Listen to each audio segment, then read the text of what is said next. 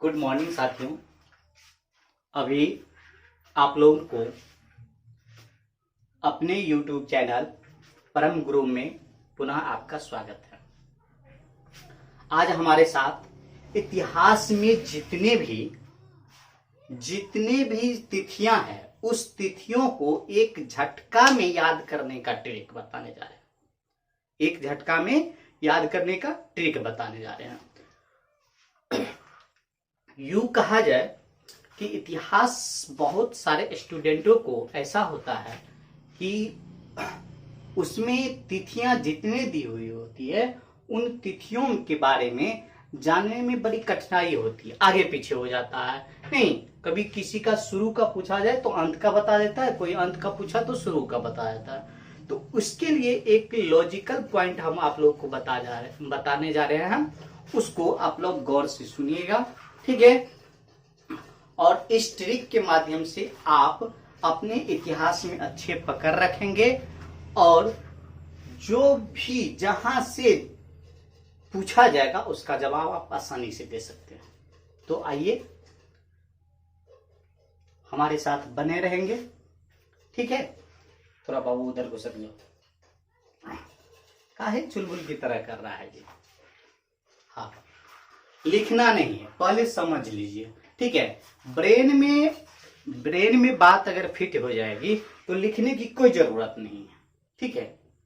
अब हम लिखते क्यों हैं? ताकि हमें याद रहे, नहीं, और हमको यूं ही याद हो जाए तो फिर क्या, जितना चाहे उतना रामायण लिख सकते हैं, ठीक है। चलिए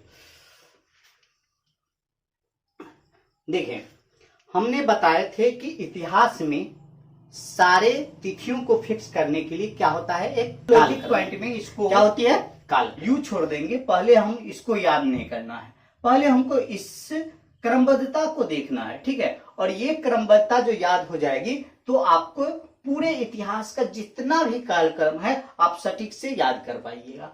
तो हमारे साथ आप लोग देखेंगे पूरा पाषाण काल कौन सा है, पूरा पाषाण काल कौन सा, पूरा पाषाण काल। नेक्स्ट क्या है, मध्य पाषाण काल। नेक्स्ट क्या है, मध्य पाषाण काल। और उसके बाद क्या है, नव पाषाण काल। तो पूरा पाषाण काल, मध्य पाषाण काल और नव, आप लोग भी तो जानते हैं, बड़का भैया, मझला भैया और छठका भैया।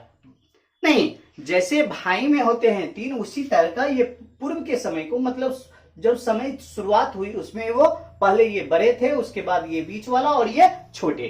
तो ये हम एक याद करने की लॉजिकल पॉइंट लेकर के चलेंगे और इसको समझेंगे।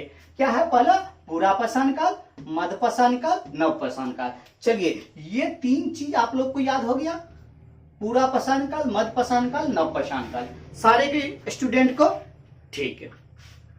तुमको बुआ याद हो गया। चलिए, हमें पूरे इतिहास को याद करना है, मगर पूरे नहीं, पूरे एक ही साथ नहीं, क्रमबद्धता से, ठीक है। चलिए, तो फर्स्ट क्या है, पूरा पाषाण काल, नेक्स्ट क्या है, मध्य पाषाण काल, और नेक्स्ट क्या है, नव पाषाण काल। ये इतना तीन याद हो गया। चलिए आगे देखते हैं। सिंधु घाटी की सभ्यता, कौन सी घाटी की सभ्यता, सिंधु घाटी की सभ्यता। अगला कौन सा है, ऋग्वेदिक काल। कौन सा काल, ऋग्वेदिक काल। कौन सा काल, ऋग्वेदिक काल। सिंधु घाटी के जस्ट बाद ये जितने भी इतिहास है ना, उसको मतलब इतिहास में कुछ है ही नहीं। अगर देखा जाए ऑल इन ऑल तो पहला सुख, उसके बाद दुख, फिर सुख, फिर दुख, और ये सुख दुख की प्रक्रिया चलती रहती है और हमारा इतिहास पूरे के पूरे खत्म हो जाता है, ठीक है। तो हम ये तीन याद कर लिए हैं, पूरा पाषाण काल, मध्य पाषाण काल, नव पाषाण काल और सिंधु घाटी की सभ्यता। नेक्स्ट कौन सा आएगा, ऋग्वेदिक काल। कौन सा काल, ऋग्वेदिक काल। उसके बाद उत्तर वेदिक काल, फिर बौद्ध काल या महाजनपद काल। बौद्ध काल या महाजनपद काल, ये ऋग्वेदिक और उत्तर वेदिक कॉमन चीज है, ये दोनों आप लोग को याद हो गया, ठीक है। ऋग्वेदिक काल और उत्तर वेदिक काल। फिर है बौद्ध काल या महाजनपद काल, बौद्ध काल और महाजनपद काल, ठीक है। उसके बाद चलते हैं मौर्य काल, तो मौर्योत्तर काल। मौर्य काल के बाद क्या याद करना है, मौर्योत्तर काल। मौर्य काल के बाद मौर्योत्तर काल। नेक्स्ट है गुप्त काल के बाद क्या आ जाएगा, गुप्तोत्तर काल। मतलब गुप्त काल का फिर उसके उत्तराध, मतलब उसके बाद वाला, तो गुप्त काल और गुप्तोत्तर काल, ये दो भी याद हो गया। साथ में देखिए, आप लोगों को पहले लगता था डिफिकल्ट, लेकिन आप क्रमबद्धता देखिए, ये बड़का भैया, बजरा भैया, छोटका भैया याद हो गया, पुरापाषाण काल, मध्यपाषाण काल और नवपाषाण काल। नेक्स्ट सिंधु घाटी की सभ्यता, उसके बाद है ऋग्वेदिक काल, उत्तर वैदिक काल और बौद्ध काल या महाजनपद काल। ठीक है, उसके बाद मौर्य काल और मौर्योत्तर काल। नेक्स्ट है गुप्त काल और गुप्तोत्तर काल। और आगे क्या है? दिल्ली सल्तनत। आगे क्या है? दिल्ली सल्तनत। जब गुप्त काल हमें याद हो जाएगी तो उसके साथ साथ गुप्तोत्तर काल भी याद हो जाएगा। नेक्स्ट है दिल्ली सल्तनत। दिल्ली सल्तनत के बाद क्या आ जाता है? मुगल काल। मुगल काल के बाद क्या है? ब्रिटिश काल। अब इसमें जितने भी स्टूडेंट हैं हमारे साथ में बताएंगे, क्या ये चीज याद हुआ कि नहीं हुआ? चलिए, याद हो गया तो हम इसको नहीं देखेंगे, पहले इधर बोलेंगे। कौन सा होगा? पुरापाषाण काल। कौन सा होगा? पुरापाषाण काल। उसके बाद मध्यपाषाण काल, उसके बाद नवपाषाण काल। पुरापाषाण काल, मध्यपाषाण काल और नवपाषाण काल। उसके बाद जस्ट कौन आता है? उसके बाद आता है सिंधु घाटी की सभ्यता। कौन सी घाटी की सभ्यता? सिंधु घाटी की सभ्यता। सिंधु घाटी के बाद क्या आता है? ऋग्वेदिक काल। ऋग्वेदिक काल के बाद उत्तर वैदिक, महाजनपदिक काल के बाद क्या? या बौद्ध काल। ठीक है, उसी को कहते हैं मौर्य काल, मौर्योत्तर काल, गुप्त काल, गुप्तोत्तर काल, दिल्ली सल्तनत, मुगल काल और ब्रिटिश काल। चलिए, ठीक है, यही अगर ये चीज याद हो गया तो हम बताते हैं, जैसे ये पहले चीज याद करने में हमें डिफिकल्ट लगता था, उसी तरह से अब आपको ये अभी डिफिकल्ट लगता है। लेकिन आप बताइए, आप ही लोग बताइए, क्या ये याद करने में डिफिकल्ट है? नहीं। चलिए, तो ये याद हो गया सारे को। एक बार और पुनः पुरापाषाण काल, मध्यपाषाण काल, नवपाषाण काल, सिंधु घाटी की सभ्यता, ऋग्वेदिक काल, उत्तर वैदिक काल, बौद्ध काल या महाजनपद काल, मौर्य काल, मौर्योत्तर काल, गुप्तोत्तर काल, दिल्ली सल्तनत, मुगल काल और ब्रिटिश काल। चलिए, अब नेक्स्ट हम याद करते हैं किसके बारे में? नेक्स्ट इसके तिथियां के बारे में। तो तिथियां हमें अभी इसको इधर से हमको इसको नहीं देखना, हम अब इसमें देखने हैं। इसमें देखेंगे, किसको देखेंगे? ये ईस्वी को देखेंगे। तो क्या है? यहां से देखेंगे, यहां है 20 लाख। कितना है? 20 लाख ईसा पूर्व। चलिए, अब यहां पर ब्रेक लेते हैं। बहुत सारे स्टूडेंट ये समझते होंगे कि 20 लाख के बाद हजार में कैसे? यहां तो 20 लाख है तो सर 40 लाख न लिखना चाहिए। तो उसको हम समझा देते हैं सारे स्टूडेंट को, एक बार देख लेंगे। ये जो समय और तिथियां जो होती है ना, ये मुख्य रूप से एक हमारे महानुभाव थे ईसा मसीह। कौन थे? ईसा मसीह। तो ईसा मसीह के बारे में बता रहे हैं। कहा जाता है कि एक रोमन का पोंटियस नाम का गवर्नर था। कौन था? रोमन का पोंटियस नामक गवर्नर था। तो एक कहानी तौर पर समझते हैं, ये हमारे जो क्रिस थे,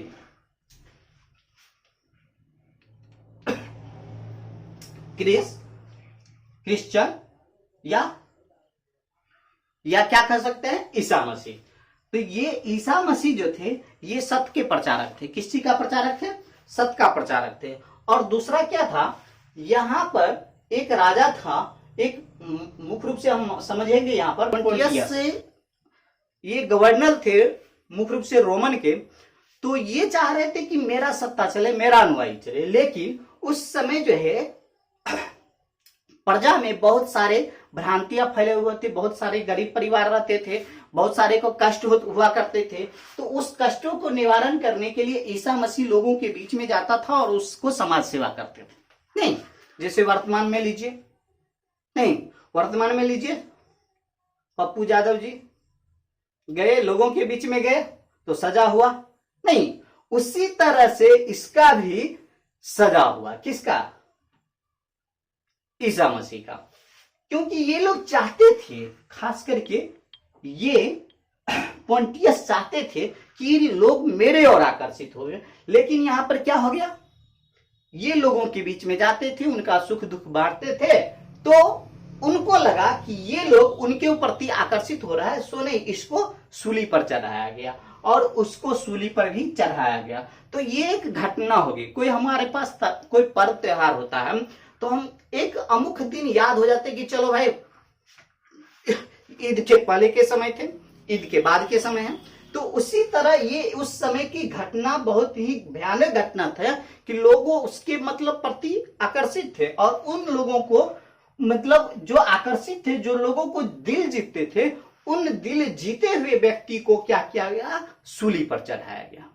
चलिए, अब देखिए, उनको तो सूली पर चढ़ाया गया, इतिहास में एक मतलब ये भी दावा किया गया है कि ये सत्य का प्रचारक था। तो जब इनको सूली पर चढ़ाया गया तो सूली पर चढ़ाने के बाद इसको दफनाया गया नहीं। और इनके जो भक्त थे मुख्य रूप से एंड्रूस और पीटर, ये दो क्या थे, उनके शिष्य थे। तो एंड्रूस पीटर वो भी सत्य का प्रचार करना नहीं छोड़ा।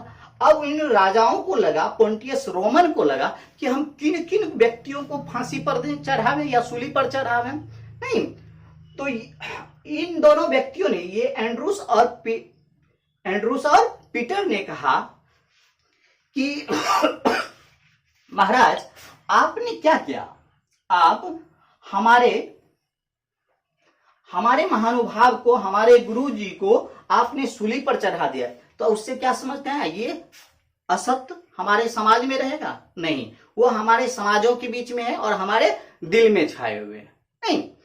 तो इस चीज को चर्चा किया गया और वहां पर उसको बताया, इन दोनों ने बताया कि महाराज आप अगर चाहते हैं तो जाकर के देख लीजिए, वहां पर आप जहां जिस जगह पर दफनाए हैं उस जगह पर जाकर के देखिए कि हमारे ईसा मसीह है क्या, वो नहीं है, वो हम लोगों के बीच में है। और वहां पर एक ऐसी घटना हुई कि ये राजा एंड्रूस, ये पोंटियस राजा जो थे, वो उन्होंने पुनः दफनाए हुए जगह को खोदने का प्रयास किया और वहां से ये एक आलोपित हुआ, देवी शक्ति कहा जाए, कि ईसा मसीह का वहां पर जो था शव जो था, लाश जो था, वो वहां पर नहीं पाया गया। जिसमें इस पोंटियस को भी लगा कि यह वास्तव में नहीं गॉड है। क्या है, गॉड है। मतलब ये बहुत ही अचंभित हुआ और उनके प्रजा भी एकदम पूरा ये हो गया कि नहीं, वास्तव में कोई था और गॉड गिफ्टेड था। और उस दिन से इस देवता को पूजने लगा। किसको पूजने लगा, ईसा मसीह को पूजने लगा। तो ये जो अमुक तिथियां थी, तो ये तिथियां उसी दिन से इस तिथियां शुरू हुआ। चलिए अब इनके माता पिता का नाम याद कराते हैं आप लोग को। इतना तो याद हो गया ना, देखते हैं पुनः पूछेंगे आप लोग से। चलिए अब इसमें देखेंगे किसका, ईसा मसीह का। ईसा मसीह के पिता का नाम क्या है और माता का क्या नाम है, सबों को पता है? किन किन को पता है? चलिए ठीक है, जिनको पता है वो तो ठीक है, जिनको नहीं पता है उनको बता देते हैं, लाइफ में लगभग कभी नहीं भूलिएगा। ईसा मसीह का अगर देखते हैं हम लोग को, अगर पिताजी होगा, कहीं भी जाने के लिए कहते हैं तो क्या कहते हैं कि थोड़ा सेफ से जाओ, नहीं ठीक से जाओ, रास्ता कंडव है या जो भी है सही से जाना नहीं। तो इससे हम याद रखेंगे, एक लॉजिक पॉइंट से याद रखेंगे, ईसा मसीह के जो पिता थे उनका नाम था जोसेफ। क्या नाम थे? जोसेफ। याद रहेगा, जाओ सेफ से, ठीक है, याद रहेगा। और पिता, ये पिता का क्या नाम रहा? जोसेफ। पिता का क्या नाम है? ईसा मसीह के पिता का क्या नाम है? जोसेफ। और माता का नाम मेरी। याद रहेगा, तेरी नहीं मेरी। माता का नाम क्या होगा? मेरी। इनके माता का क्या नाम था? मेरी। ईसा मसीह के पिता का नाम जोसेफ, सेफ से जाएंगे, और माता का नाम मेरी। सबों को याद रहेगा। चलिए आगे बढ़ते हैं। अब देखिए ये जो घटना थी, ईसा मसीह के जन्म से पहले की जो भी घटनाएं थे उसको बीसी कहा गया। अंग्रेजी में अभी क्या कहा गया? बीसी, मतलब बिफोर क्रिस्ट, बिफोर क्रिस्ट। और इसको अभी के टेक्निकल युग में कहा गया है BCE, before common era, before common era. Clear है? अब ईसा मसीह के जन्म के बाद, ईसा मसीह के जन्म जिसको हम ईस्वी कहते हैं, उसको कहा गया एडी, एनो डोमिनी, एनो डोमिनी, एनो डोमिनी, एनो डोमिनी। उसके बाद है सी, सी से हो गया कॉमन एरा। ठीक है, ईसा मसीह के जन्म के बाद के समय को हम क्या कहेंगे? एडी या सी या ईस्वी। क्लियर है? तो यही है 20 लाख ईसा पूर्व, मतलब उनके जन्म के पहले के बाद नहीं, उसके बाद क्या हो गया? 40। इनको जो है 32 साल में, कितने में? ईसा मसीह को जो है 32 साल में जो है इनको सूली पर चढ़ाया गया। ठीक है, पोंटियस के माध्यम से। ठीक है, समझ गए सारे? चलिए क्या, हाँ चलिए ये बताते हैं। यहाँ इसमें कोई दिक्कत किसी को? माता का नाम मेरी, माता का नाम मेरी, पिता का नाम जोसेफ। चलिए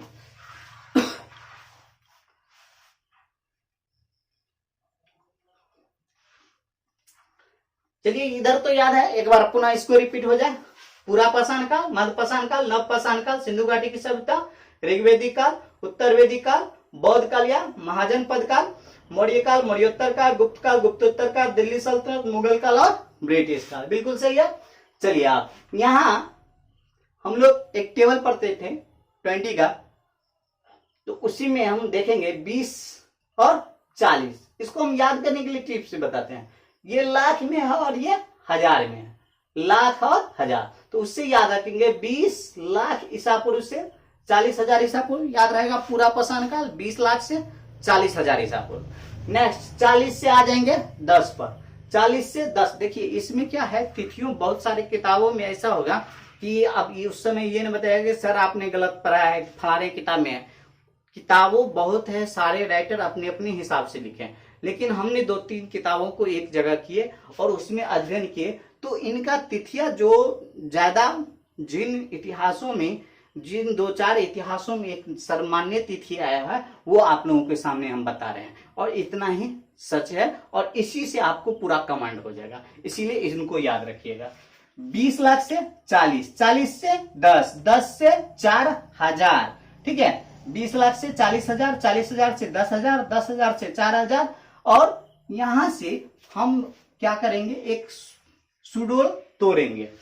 20, 40, 40, 10, 10, 4 और यहाँ 2500 सिंधु घाटी सभ्यता की सर्वमान्य तिथि माना जाता है। कब से कब? 2500 ईसा पूर्व से 1750। कुछ कुछ किताबों में 1900 दिया हुआ, तो उसके लिए हम नहीं चलेंगे, हम डायरेक्ट इसको एक मुख्य पॉइंट के रूप में ले चलते हैं। 2500 से 1750 सर्वमान्य तिथि, 2500 से 1750। उसके बाद क्या है, 1500 से 1000, 1000 से 600, 600 से 322, 322 से 185, 185 से 300। देखिए एकदम शेड्यूल है इसका। 1500 से 1000 मतलब 1500 के बाद 1000, 1000 से मतलब क्या, घटते क्रम में हम चल रहे हैं। 1000 से 600, 600 से 322, 322 ईसा पूर्व से 185 ईसा पूर्व, और 185 ईसा पूर्व से हम पुनः 300। अब देखिए फिर 300 से 600, 300 से 600, 600 से 1206, 1206 से 1526, 1526 से 1757, 1757 से 14 अगस्त 1947 ईस्वी तक। 15 अगस्त 1947 को हमारा देश आजाद हो गया। सारे स्टूडेंट समझ गए? एक बार पुनः बताते हैं। चलिए इसको छोड़िए, यहां से इधर नहीं देखना है, सिर्फ एक मन में लेकर के चलना है, ठीक है। एक बार इधर से पहले बता देते हैं, इधर से, इधर से। चलिए एक साथ, हाँ। पूरा पाषाण काल, मध्य पाषाण काल, नव पाषाण काल, सिंधु घाटी की सभ्यता, ऋग्वेदिक काल, उत्तर वेदिक काल, महाजनपद काल या बौद्ध काल, ठीक है। उसके बाद मौर्य काल, मौर्योत्तर काल, गुप्त काल, गुप्तोत्तर काल, दिल्ली सल्तनत, मुगल काल, उसके बाद ब्रिटिश काल। चलिए ठीक है। अब इधर से बताएंगे, कहां से कहां, 20 लाख ईसा पूर्व से हम आएंगे 40,000, 40,000 से 10,000, 10,000 से 4,000, 4,000 से 4,000, यहां ब्रेक लेना। उसके बाद क्या है, ऋग्वेदिक काल, तो 1500 से 1000, 1000 से कितना पर जाएंगे, 1000 से 600, 1000 से 600, 600 से 322, 322 से 185, 185 से 300, 300 से 185 से 300, 300 से 600, 600 से 1206, 1206 से 1526, 1526 से 1757, 1757 से 14 अगस्त 1947, ठीक है। चलिए ये क्लियर हो गया। अब ये सारे स्टूडेंट जान चुके। अब हम इसमें, ये सर इतना तो याद हो गया, इसमें थोड़ी याद हो जाएगा फल, अब कुछ पूछेगा तो हम थोड़ी बताएंगे। ये आपका एक आंकड़ा हो गया। जब दिल्ली सल्तनत की घटना पढ़ाएंगे तो दिल्ली सल्तनत से जो भी संबंधित होगा वो हम इसी के बीच बताएंगे, ठीक है, ये नहीं ना है कि इसमें बता देंगे, लेकिन अभी अगर आप लोग को प्लेटफॉर्म नहीं पता है तो कहीं से कहीं बता सकते हैं, लेकिन ये जब प्लेटफॉर्म हो जाएगी तो आप इस मौर्य काल का घटना अब ब्रिटिश काल में नहीं बताइएगा, नहीं गुप्त काल की घटना ऋग्वेदिक काल में नहीं बताएगा। एक रूटीन हो गया, एक टेबल हो गया, और इस टेबल के माध्यम से अगर आपको इतना पकड़ हो गया तो इतिहास में पूरी जितने भी तिथियां हैं सारे को पकड़ में आ जाएगा। सबसे पहले इतना तो आप क्लियर कीजिए, आगे आगे हमारे साथ जो वीडियो आएंगे उसमें भी देखेंगे, और आप लोग तो क्लास में रहेंगे ही तो हमारे साथ देखेंगे, और एक बार टॉपिक इतना इजी वे में बताएंगे कि आप लोग कहिएगा कि हाँ कहीं पढ़े थे तो आर के सर से भी हिस्ट्री पढ़े हैं। ठीक है।